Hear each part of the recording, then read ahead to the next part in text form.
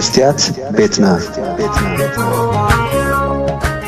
بعلت 23 سنة خلت شحن 16 لكع قدم 10 عامات اب كتما جنيفا اب تاريخ ترأي بزيفلط لعل قصري اب لعل هقدف معبلاوي ناي تقاومو سلفي تخايدو نيرو እቲ ሰልፊ ነቲ ብመንገዲ ሕቡራት ሃገራት ዝቆመ ኮሚሽን ሰብኣዊ መሰላት ኣብ ጉዳይ ኤርትራ ዘቕረቦ ሰነድ ንምድጋፍ ዝዓለመ እዩ ነይሩ። ኣብቲ መዓልቲ ከተማ ጀኔቫ ካብ መላእ ኣውሮጳ ጥራሕ ዘይኮነ ካብ በዓል ኣሜሪካ ከይተረፈ ብዝመፁ ኤርትራውያን ዓቕላ ፀቢብዋ ውዒሉ ነይሩ። ወረቶም ኣብ ከባቢ 2013 ብሓያል ቁፅሪ ብባሕሪ ናብ ኣውሮጳ ዝኣተዉ ሓደስቲ ኤርትራውያን ስደተኛታት መንበሪ ፍቓድ እንተዝህልዎም እሞ ክገሹ ዝኽእሉ ነይሮም እንተዝኾኑስ እቲ ቁፅሪ ካልእ ምኾነ።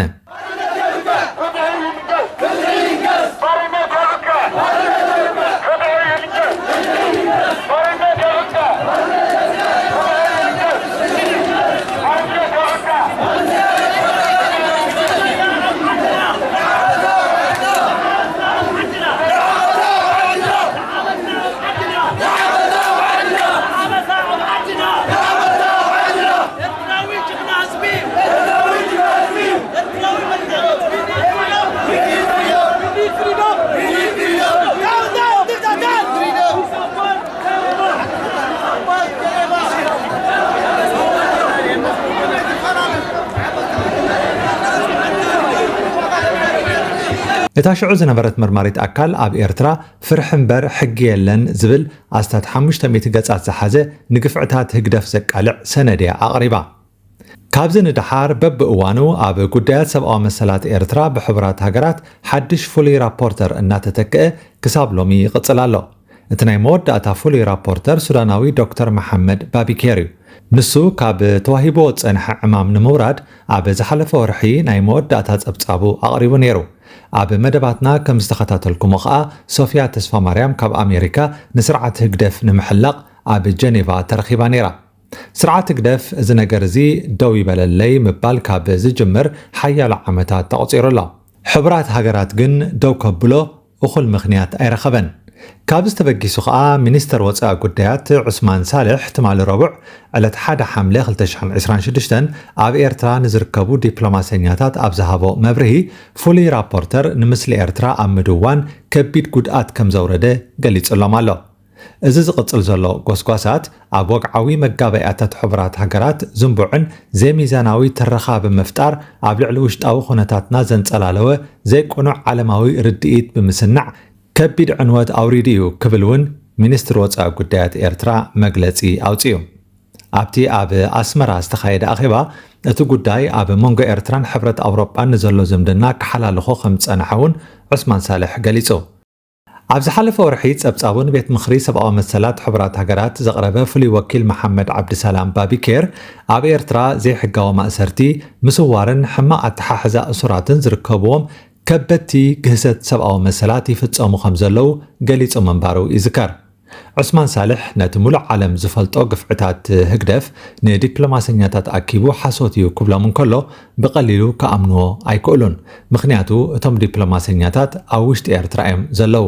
ኣብ ኤርትራ ሰባት ብኸመይ መንገዲ ኣብ ጎደናታት ይግፈፉ፣ ኣበየኖት ቤት ማእሰርትታት ብግፍዒ ይእሰሩን መስርሕ ፍርዲ ከምዘየለን ኣጸቢቖም የስተውዕሉሉ እዮም። ካልእ ስራሕ ዘለዎም ኮይኑ እውን ኣይስማዓካን። ምክንያቱ እታ ሃገር ኣብ ደውታ እያ ዘላ። ኣብ 2012 ዓመተ ምህረት ተሓለቕቲ ሰብኣዊ መሰላት ብዘካየድዎ ጎስጓስን ብመሪሕነት ጅቡቲ፣ ሶማልያን ናይጀርያን ንሰብኣዊ መሰላት ኤርትራ ዝከታተል ፍሉይ ወኪል ሕቡራት ሃገራት ንፈለማ እዋን ተፈጢሩ።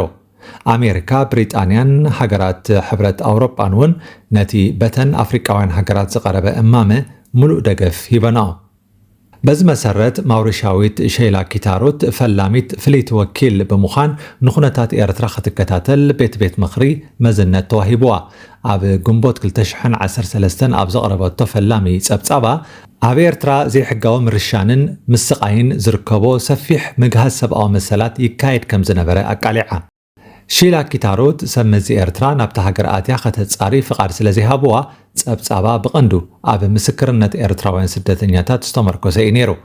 ኣብ 2014 ኣብ ዘቕረበቶ ካልእ ጸብጻብ እቲ ኩነታት ፍሉይ ኮሚሽን ዘድልዮ ምዃኑ ብዝኣመመቶ መሰረት فولي أتصاراي كوميشن حفرات هاجرات مالت UN Commission of Inquiry تمسريتو شيلا كيتاروت أبال نايت بسلست كوميشنرات زقومة كوميشن بمخان كساب كلت شحن 16 عامة مهرت أقلقيلا اتم قالوت أبالاتو أبو ومبر نايت كوميشن زنبرة أوسترالياوي مايك سميزن غاناوي فيكتور دانكوان يمنيرم እቲ ኮሚሽን ኣብ ሰነ 2015 ኣብ ዘቕረቦ ፈላሚ ጸብጻቡ ብመንግስቲ ኤርትራ ዝተፈጸመ ምግሃዝ ሰብኣዊ መሰላት ምስ ገበናት ኣንጻር ሰብኣውነት ዝዳረግ ምንባሩ ኣስፊሩሎ ኣብ 2018 ንኪታሮት ብምትካእ ፍሊት ወኪል ጉዳያት ሰብኣዊ መሰላት ኤርትራ ኮይና ዝተመዘዘት ዳንኤላ ክራቨስ ዝተባህለት ተወላዲት ቺሊያ ነይራ ንሳውን ብወገና ኣብ ዘቕረበቶም ክልተ ጸብጻባት ኩነታት ሰብኣዊ መሰላት ኤርትራ እናገደደ ምኻዱ ኣሰኒዳ نعا تكيو أم مسكرم 2020 استمززن كساب لومي كجلجل زنحن دما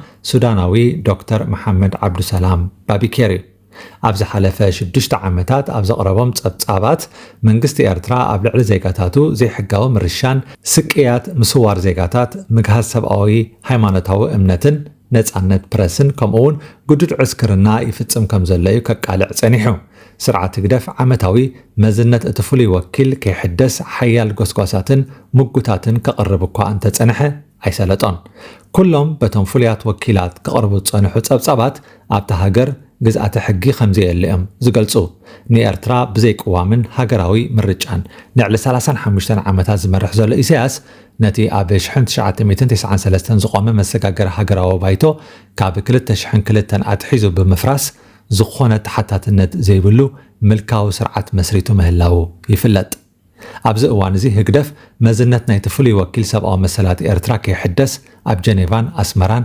حيال دبلوماسياو من كسقاسات يكايد الله إرتراوانن علم لخوان ججلتات تحلقت سبقا مسالاتن بوغنم أبتي أب قنبوت استخايدة مبال سوسان كلتن سرع أخيبا بيت مخر سبقا مسالات حبرات هاقرات بمغرب فولي لأخ سبقا مسالات إرترا سلطانو كحدثن قداي تحتاتنت كقصلن تصاوعيت أقريبا مالو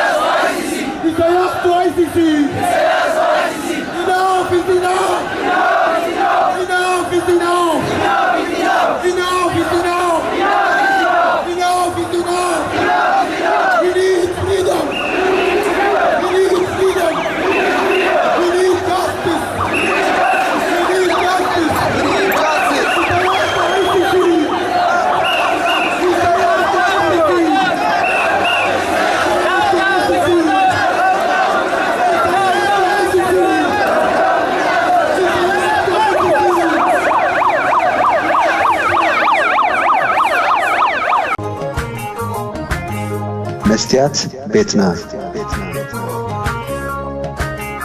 مستيات بيتنا نحكينا مثل إرتران من صغراء استفعل صحفات تنقص مسلتاتن قال محتساتن حذا بذكر اسكبر اب ان ترالوت تقرب مدبيا كفوت لساني من يزعصوني عيسجدن علي عبطاوت ملاخي قطاوخ يقنا مسلي فتحي